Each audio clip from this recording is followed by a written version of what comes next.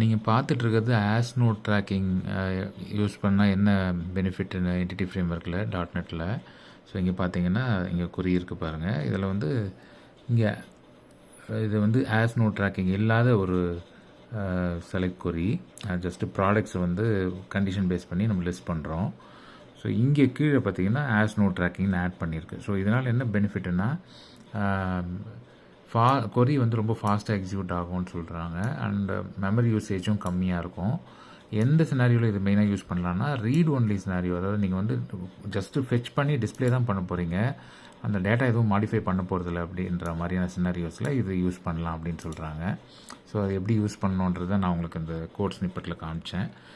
லிங்க்டின்ல ஒருத்தர் போஸ்ட் பண்ணிட்டு இருந்தார், பெட்ரோ கான்ஸ்டன்டினோ அப்படிங்கிறவர். ஸோ உங்களுக்கு இன்ட்ரெஸ்ட் இருந்தால் அவர் ஃபாலோ பண்ணுறதுனால பண்ணுங்கள். ஜஸ்ட் ஒரு ஸ்மால் வீடியோ அந்த டிப்ஸ் ஷேர் பண்ணணும்னு நினச்சி போட்டிருக்கேன். தேங்க்யூ ஃபார் வாட்சிங்.